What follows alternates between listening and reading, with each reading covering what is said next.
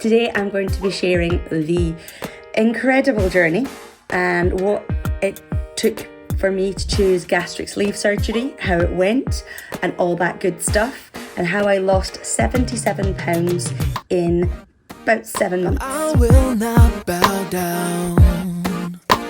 Keep putting me off, I'm not gonna change my mind. Your headstrong forward, but this time around I'm taking my time. Don't push me, I'm not coming down, I'm not giving up. I'll take you through why I chose the surgery, the process, my results, and any tips and things that I wish I knew beforehand. So if you're thinking about weight loss surgery or just curious, keep watching. I'll put timestamps below so you can jump to any section that you wish. Hi, welcome to Twin Mama. I'm Izzy, and if you're new here, welcome to my channel. Part 1. Why I chose gastric sleeve surgery. So let's get started with why I chose this. For years, I struggled with weight gain.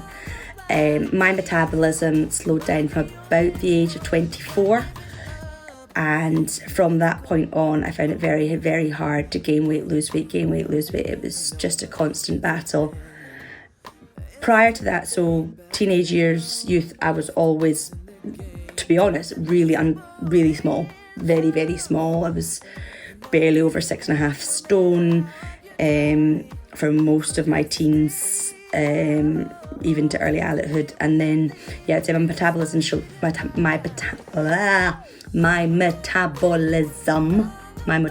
slowed down at around age 24, and at that point I was able to lose weight a couple of times through things like Weight Watchers, and that did work, but bad habits would creep in, and I would go on a diet plan or an exercise plan, lose the weight, keep it off for a little bit, and then I would gain it all right back and probably more, which was really demotivating for me, really, really difficult.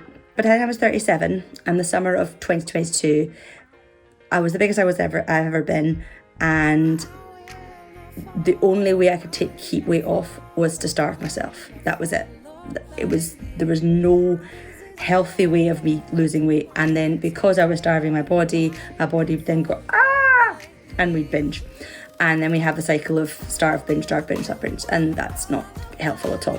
Things were quick fixes, were very, very easily overturned, and that was kind of how life was going on for me. So when I started looking at weight loss surgery and everything else like that, I had a BMI of 40.6, which is classed as obese, but not obese enough to get any of the surgeries on the NHS or really get much help from the NHS. I wasn't deemed overweight enough.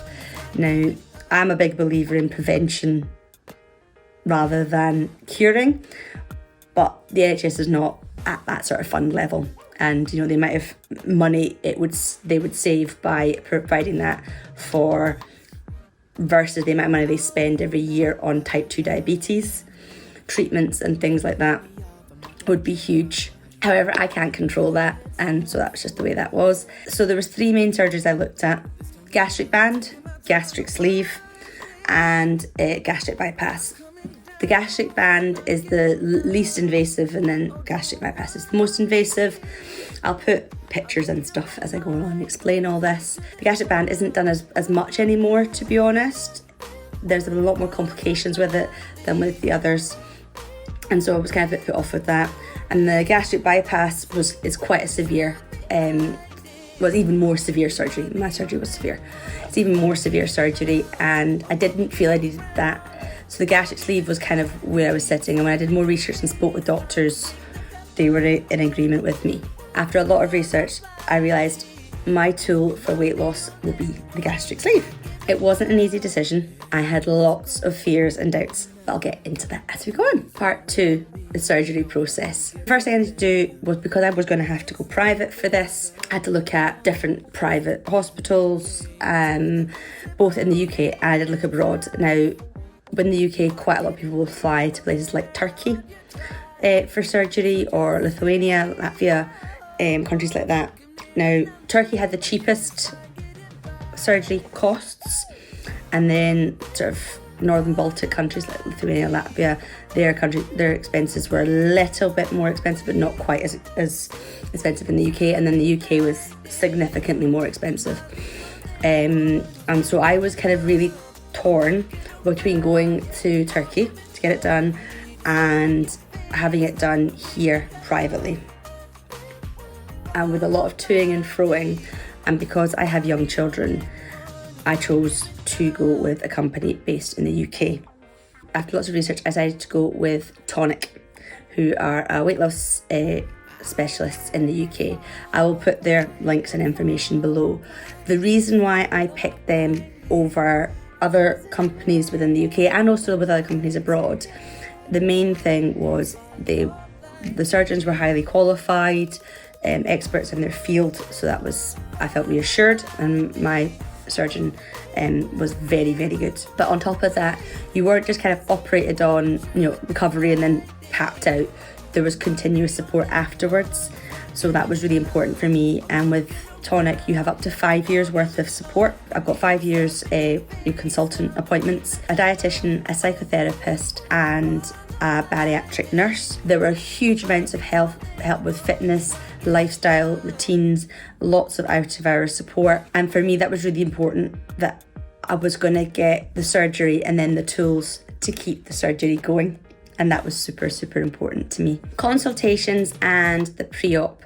I even had psychotherapist appointments to make sure that I was in the right mindset to have the surgery, to discuss how my relationship with food had been in the past, so that they could make a really well-rounded decision. So I was ready for the surgery and I was prepared as possible, and to be able to cope with the surgery afterwards as well, the after effects of the surgery. The hardest part of this entire process was actually the 2 weeks prior to the surgery. So 2 weeks prior, now this will depend on your surgeon and depend on what they recommend and what they want to tell you. I had to do a 14-day liver reduction diet. And that was tough because the soft diets and things that I had and liquid diets I had after surgery, my stomach wasn't able to cope with anything else. So those were quite easy to do. Beforehand, I had my normal stomach and was normal stomach, normal appetite, everything else, and was trying to do this liver reduction diet. So there was 2 different ways of doing it. A specific diet with calorie restriction, and it was very low, and very specific foods you could eat for those 2 weeks. And the way I looked at it was, it's 2 weeks. I can survive 2 weeks of something. The other option was to do 4 protein shakes a day. And that's kind of the method I went through for most of my liver reduction diet, purely because it was easy, it was organised, and I didn't have to worry about it, and I could just kind of blitz through it, if that makes sense. So actually the liver reduction diet, the 2 weeks before the surgery, that was the most tricky bit. And so I was on 4 of these a day. So your surgeon will recommend what protein shakes you can and can't take. I got given a list. The ones I use, the Slim Fast protein shakes, purely because I like the taste of them and they're good. They do what I need them to do in terms of get my macros in that I need.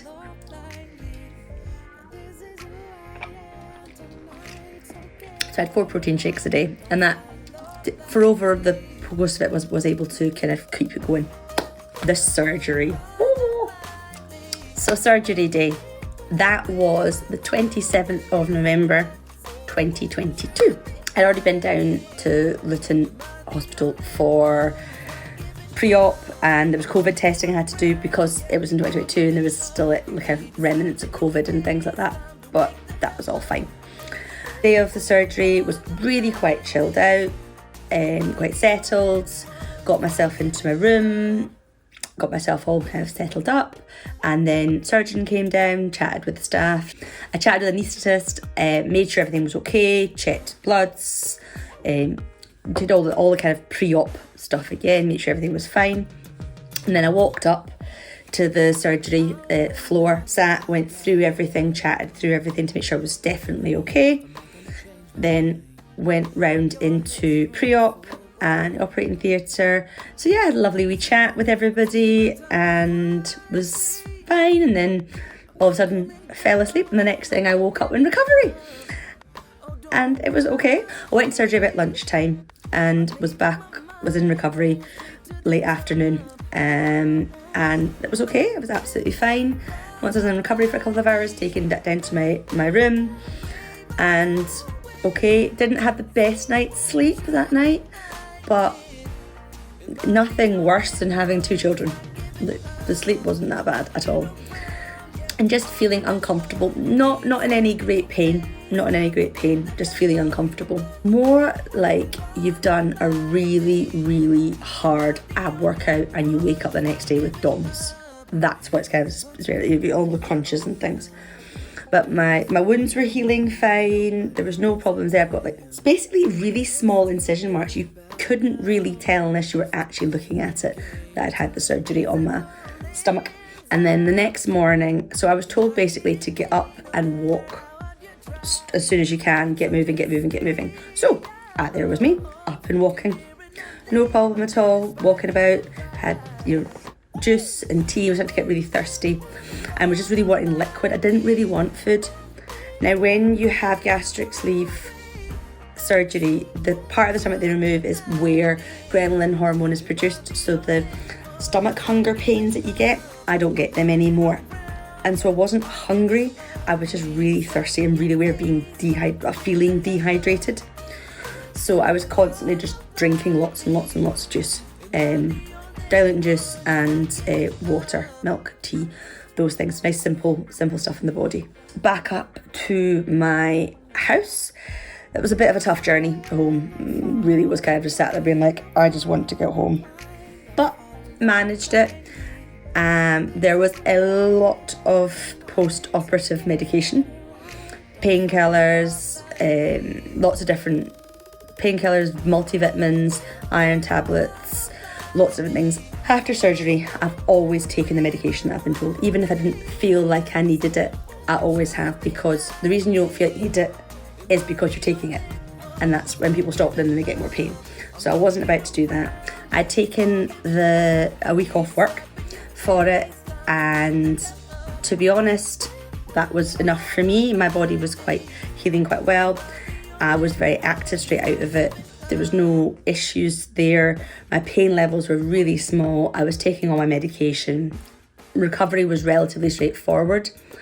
Getting used to not being able to eat was really weird, because my brain kept telling me, oh, you can eat. But my body was like, no. So after surgery, I was on a liquid diet for 2 weeks, and then I was on a kind of soft food diet.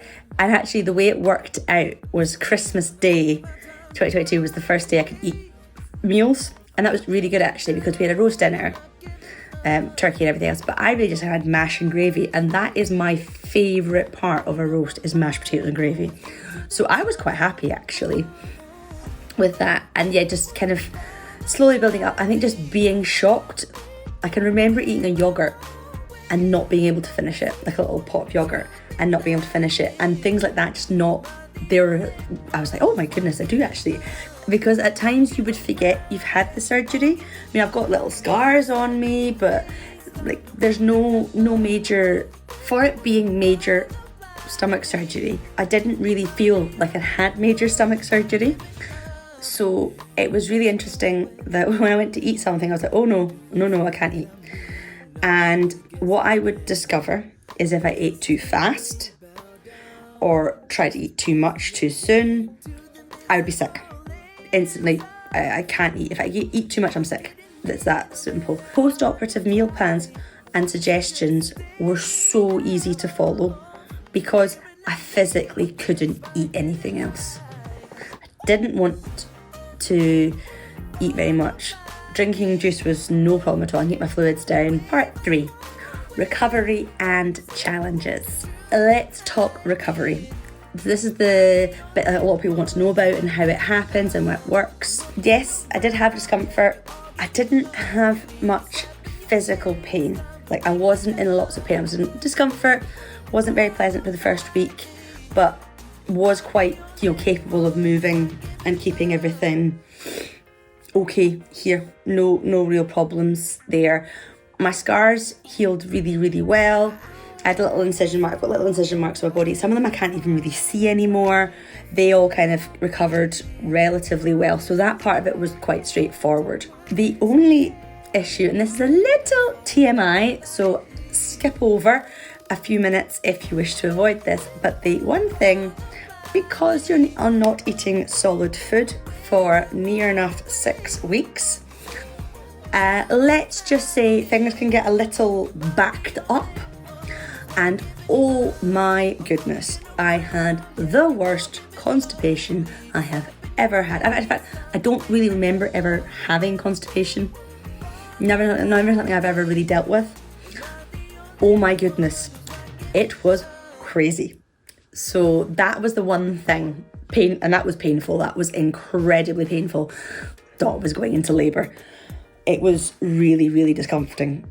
And that part of it was not the most pleasant. So yeah, after I think it was I didn't have a number 2, shall we say, till about nearly 2 weeks after surgery. So that would be something I would be warning people about. Diet changes over the first 2 to 4 weeks. I was on a very soft food diet, semi-solid diet, and it was just for me about getting used to my new body and listening to it and understanding it, and that I found a little bit tricky at first, but because I wasn't having that hunger cravings that you get from your stomach, the really big hunger pains, and because I was so excited about the results of my surgery, it was quite straightforward to follow. There were a few times where I maybe tried stuff I shouldn't have and immediately regretted that, but about get used to listening to my body. So if I eat a lot, I've got like certain warning signs. So when I'm eating, and I'm maybe eating too quickly or not really paying attention, and I've eaten more food than I should be, the first thing I start doing is I start sneezing. So that's the first sign that you need to slow down. You're eating too much or you're eating too quickly. And then the second sign is that I will be sick. So if I eat too fast, straight through. And the other side of things as well, I find if I take too much caffeine, I get what's called dumping. So let's just say the caffeine goes straight through me and takes anything else that's in its path with it out the back door very quickly. So thankfully I don't drink coffee, and I've actually kind of stepped back a lot from energy drinks recently. They're not great for my body anyway. But yeah, so if I drink a lot of caffeine, I end up on the loo a lot, and not in a good way, and you have to be quick. So learning to listen to my body, eating smaller portions and just taking my time with food and getting to enjoy food. So rather than having this massive plate, or like an all-you-can-eat buffet style massive mound of plate, what I'm doing is now going for smaller meals but picking what I like. Quite often what I will do when I go to a restaurant is I will order 2 starters, or I'll order maybe 3 starters and have them as little pick and mix. I'm a big fan of picky food and buffet food and all that sort of thing. I like the idea of picking stuff. So what I will do, say if I'm at a restaurant with a group of people, I will either order 2 starters and have one with everyone else, and then the second starter as my main. So starter as my starter and a main as a main. I don't really have much of a sweet tooth. I've started to gain back my sweet tooth in the last couple of months, and that's possibly where some of my regains come from. But a starter, I didn't do that. Or I will do, if everyone's just having mains, I'll do a starter and a side. So starter and chips, or starter and mash, starter and garlic bread. What are these? Any of these sort of things. I did find bread very difficult to eat at first, and I still find I cannot manage a full sandwich. So if I was eating a sandwich, I could eat maybe 2 or 3 quarters of it. I couldn't eat 4 quarters of it. I couldn't eat a full sandwich right now, 2 slices of bread. I would be sick. I would not be able to keep it down. So I normally, if I'm making a sandwich, we'll cut it into quarters, and I'll eat 2 quarters one part, and then a wee while later I'll eat 2 quarters. So it's more like little and often eating now, and I have to watch that with grazing. Other things that in terms of the recovery was the hair loss. Now, I'd kind of heard a little bit about this beforehand in my research, but I lost a lot of hair. Now, if anyone has had children and after they've had the baby and they've lost all the hair, and you talk about baby hairs, that's what it means, all these little hairs here. And I would be brushing my hair and I mean clumps would come out. And it was quite terrifying, and it lasted for about 6 months. Now, I thankfully have very, very thick hair, and that's okay. And I didn't really notice it. Like, nobody would notice that I'd lost this amount of hair, but when you brush your hair and clumps come out your hair, that can be really unnerving. But thankfully, I knew about it from when I was pregnant and after having a child, or in my case, children, and then I'd heard about it after weight loss surgery, so at least I was kind of primed. And basically, it's your body coping with a trauma. When you have extensive trauma to yourself, hair loss can be part of that. But it does all come back, and mine's back and as thick as it ever was. So it is something that's only about 6 months. The only problem is as well is after that 6 months, you have lots of tiny, tiny hairs, because everything else obviously has thing regrow back in. So just be aware that your hair is going to be nuts for about 6 months to a year. But nothing I couldn't handle, nothing I couldn't fix with, hairstyling and everything else. There wasn't anything where I had big bald patches or anything like that. It's just the way my hair was. The other side of recovery, I think, is things like weight stalling, and maybe even weight gain on your process. I either stayed the same or lost weight every week for about 7 months anyway, so I didn't have the weight gain issue, but the weight stalling. And especially when you'll see it around 6 to 8 weeks after surgery, like, why am I not just dropping like 10 pounds a week? It does start to plateau, it does start to lower off.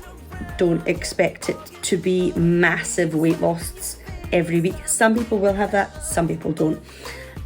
But for me, it was all moving in the right direction, and it was about looking at the bigger picture. And this was definitely part of my mental preparation before I had the surgery. So I knew that you could stall. I knew that you could gain back a couple of pounds as the process went on, even in the first 6 months where people don't tend to, but it can happen. So that was something else I know I had to be really careful of just getting myself caught up with. But I think I have a much healthier attitude to my life and my lifestyle now, and because of this as well. Part 4. The results, the bit everyone wants to skip to. So the first thing I started to notice was I had so much energy. I was skipping about the place. And even I say within 3 months, I was skipping about the place, and it was just incredible. I'd gone very overweight and coming back down to a healthier weight for myself.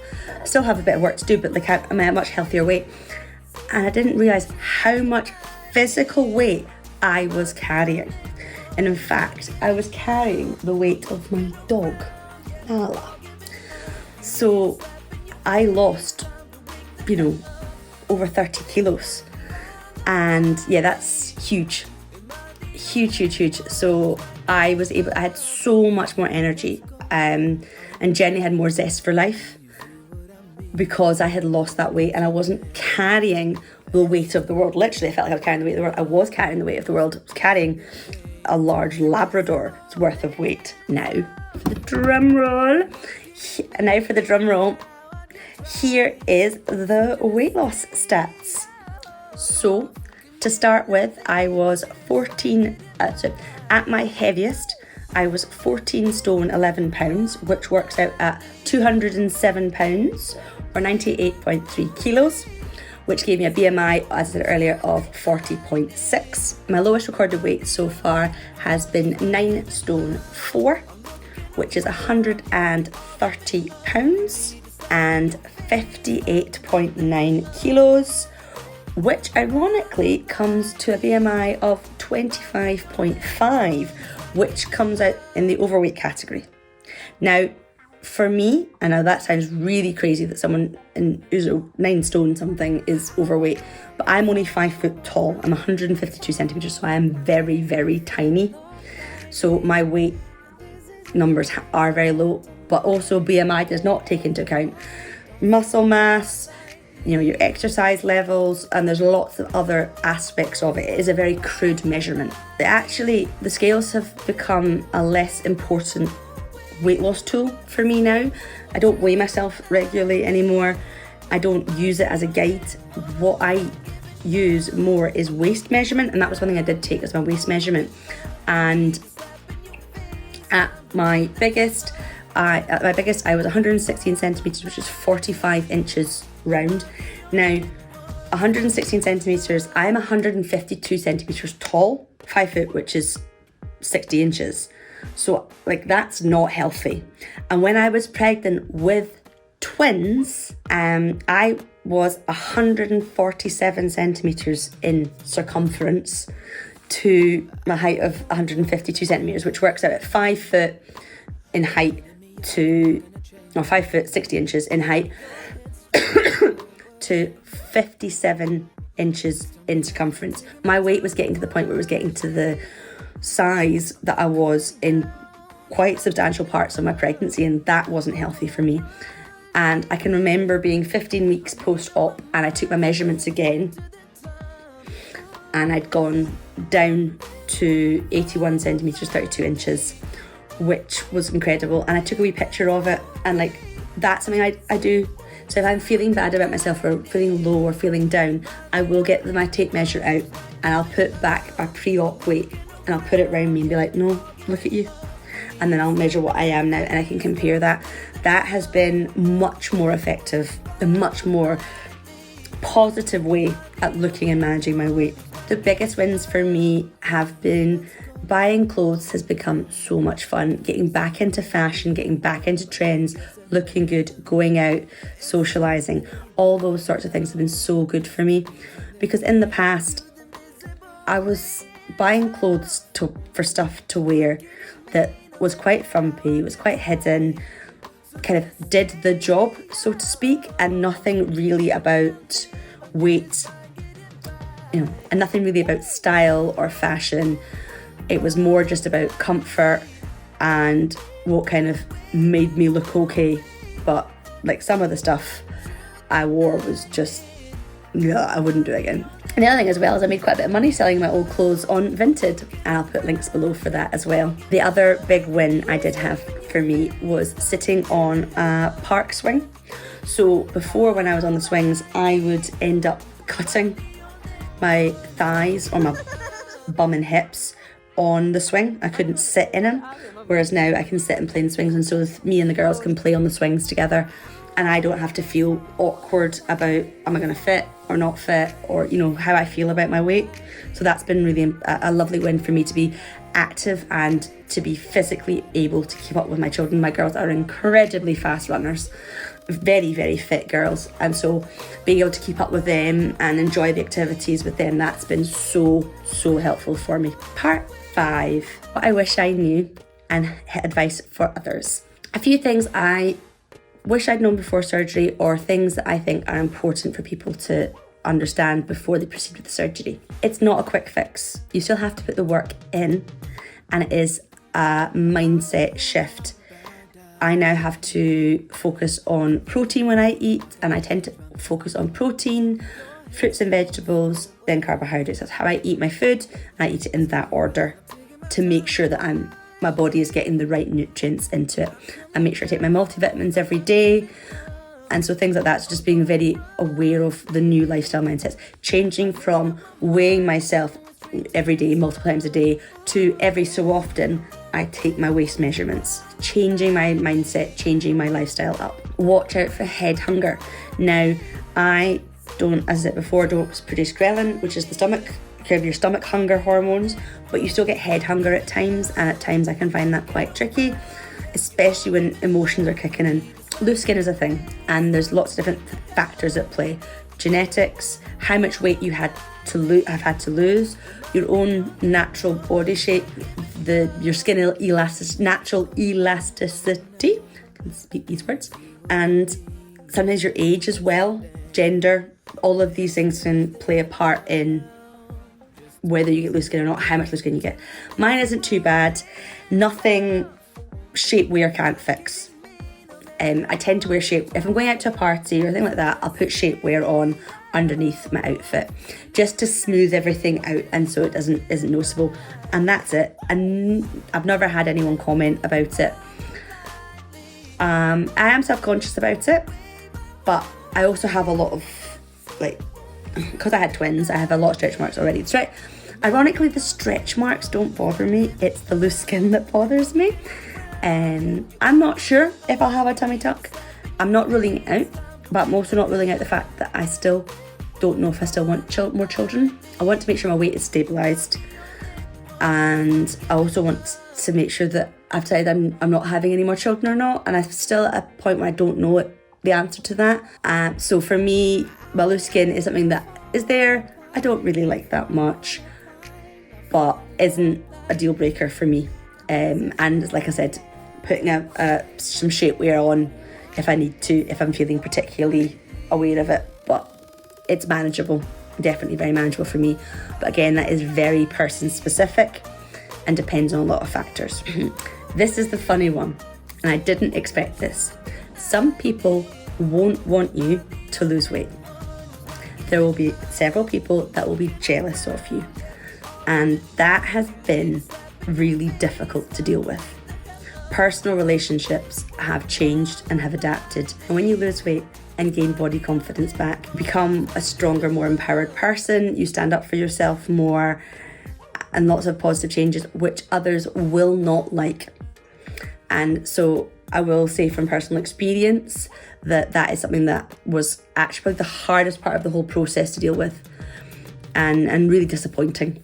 Really disappointing that people do get jealous of your success, but you can't control other people, and it's just something that, to be very aware of, that was probably the biggest surprise and learning curve for myself. Regain will happen, can happen, and it's okay. I have regained a little bit recently, just going through stressful bits and regaining a bit of a sweet tooth, which I had thought I had lost, which was a bit annoying.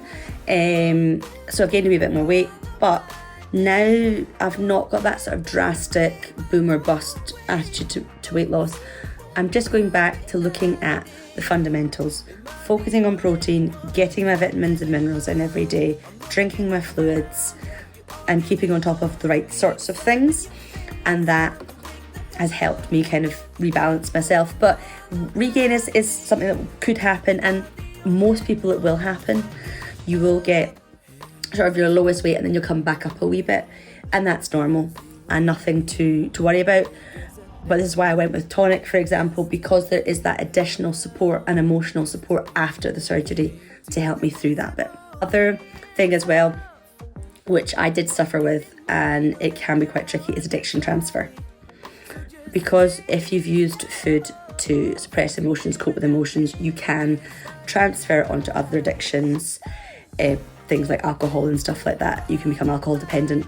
So just to watch for that and to be aware of that. The overeating may have come through emotional eating, suppressing emotions, coping with outside stresses. When you take that away and you cannot use that anymore physically, your mind can go into other avenues to try and work out a way of coping with it. So it's about using the tools you've got and you've developed to learn a new and healthier coping mechanisms and coping strategies. So if you're thinking about weight loss surgery, my biggest piece of advice is do your research. Research the different types of surgery, research different surgeons, speak to people who've had the surgery. I follow quite a few people on Instagram, TikTok and on YouTube, and that's been really useful for me. Watch people's journeys, see how people have progressed and get all those facts, and so you'll start to feel what tool is right for you and if surgery is or isn't right for you. And that's different, and what I think is right for me may not be right for you, and we are all different, so it's finding the right process for that. So that's my gastric sleeve journey. If you've got any questions, please feel free to leave a comment below and I will get back to you. If you enjoyed the video and got something from it, please like, subscribe and turn your notifications on so you are up to date with more videos. Alright mama, that's it for today's video. Take care of yourself, keep pushing forward, And remember, you are enough. Lightly.